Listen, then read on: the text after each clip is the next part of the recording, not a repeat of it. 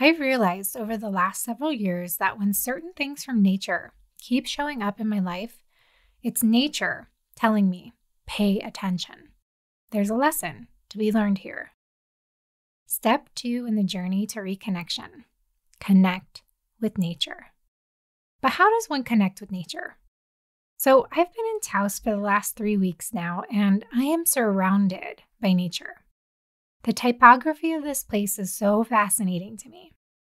Nature changes here from high desert to lush green pastures to forests and mountains within a matter of a 10-minute drive. And all of this nature is set in the inspiring landscape of northern New Mexico, with the amazing backdrop of the stunning Sangre de Cristo Mountains.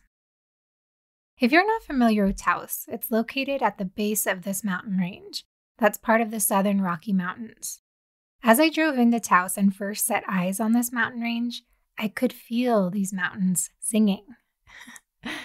I went around the bend in the road, and it was as if the whole sky opened up to me. I cannot deny it. There is definitely something special about this place. She's filled with glorious pine trees standing tall, big old oak trees that feel like they've been here forever, beautiful aspens waving their leaves, shimmering in the wind, and so much flora and fauna. Taos is part of what is known as the Enchanted Circle, which is a scenic byway that begins in the historic town of Taos Pueblo and winds through the scenic high alpine desert of northern New Mexico. So what does Taos have to do with learning how to connect with nature? Well, being in so much nature reminded me how at home I feel when I'm surrounded by her. And I want you to feel that too. When I arrived at this place that I'm staying at in Taos, I was greeted by this lovely, tall, standing flower. It was as if it was waving just to me, welcoming me home. These flowers are blooming everywhere and in all sorts of colors all around Taos. I soon found out that they were called hollyhocks, and they are known as the official flower of Taos. It's such an intriguing looking flower, too, that I had to look it up and see what it was all about. And as it turns out, of course, this wasn't the first time this flower has shown up in my life. Almost 20 years ago now, I was drawn to this flower through a painting from none other than Georgia O'Keeffe. It was a print of her 1930 painting titled Black Hollyhock, Blue Larkspur. I couldn't believe the connection. I remember being so intrigued by that black flower and that painting, but never did I take the time to look it up to see what it was. Until now. It has come back to me all these years later to teach me, and maybe you too, a lesson. In the language of flowers, the hollyhock means abundance, fertility, rebirth, and ambition, particularly female ambition. Which is so intriguing because these are all themes that I'm currently exploring, incorporating, and embracing right now in my life. Nature has an amazing way of speaking to us. It's very patient and will wait until we are listening, like me in this instance of 20 years later. This region is very rich in culture, and one of the cultures is that of the indigenous Americans, the Pueblanos, or the Pueblo people of Taos. Like many indigenous peoples around the world believe, the Pueblo people believe that all things in nature have a spirit. Everything from animals, plants, rocks, rivers, mountains, to trees, all of them have a spirit within. And yes, even the hollyhock flower. The hollyhock patiently waited until it was time, and I was ready to hear her message. And I wonder if you have a message waiting for you that comes from Mother Nature too. Connecting with nature can be a challenge these days. We're inundated with so much heaviness right now. We feel as if we're carrying the weight of the world on our shoulders, and with that, it can be really difficult to listen and hear what nature has to say. It wasn't until I started paying attention to the repetitive signs from nature that I started to reconnect with her. But how do you do that? How do you reconnect with nature? First, you have to create the room, the space to hear, to listen, and be. This is what one of my mentors, Sonia Choquette, taught me. It's called Room to Breathe. And I'm going to teach you how to create this room to breathe now. I encourage you to take a moment to do it with me. First, I want you to check in with yourself. See how you're currently feeling. This is important because recognizing where you are in this moment will help you feel the relief of the space you've moved into. And you will physically feel the relief after this quick exercise is done, too. Now, close your eyes if you can. Take a deep breath in. And on your exhale, I want you to exhale a little longer than your inhale. Take another deep breath in. And again, exhale a little longer on your exhale. And one more last deep breath in. Exhaling it all out now. Any worry, any doubts, any fears, anxieties, releasing them now. With eyes closed, I want you to put your hands up in front of you, as if you're stopping someone from moving closer to you, and say out loud, "I can hear you better from over there." Then I want you to put your hands up as if you're moving rocks from either side of you and say, "I'm not stuck between a rock and a hard place," and push those imaginary rocks out and away from you. Next, raise your hands up to eye level, palms facing down, and say, "I calm the rising tides," as you push your hands downward, calming whatever emotions rise up within you. Next, lift your hands up to your shoulders, palms facing up this time, and say, "I lift the weight of the world off my shoulders."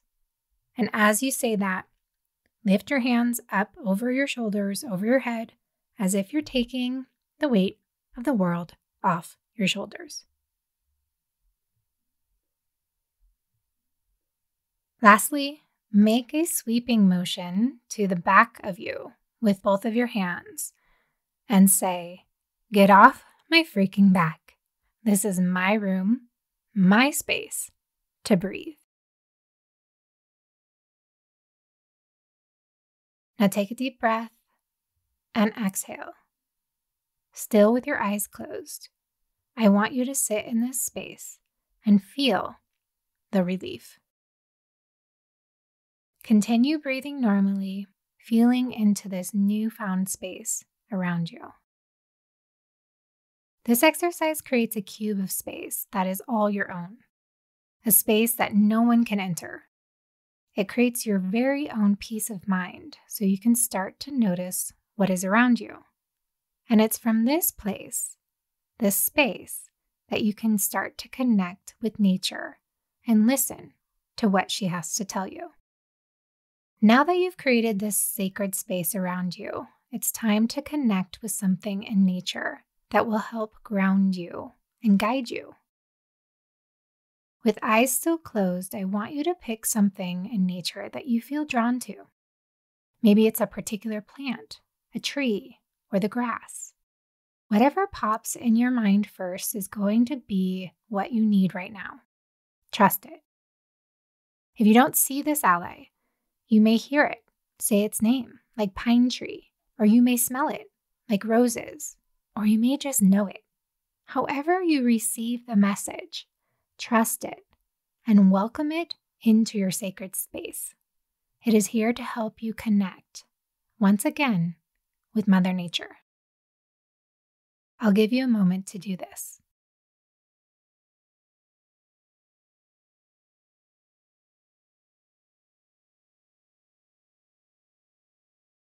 All right, now that you've connected with your nature ally, it's time to come back.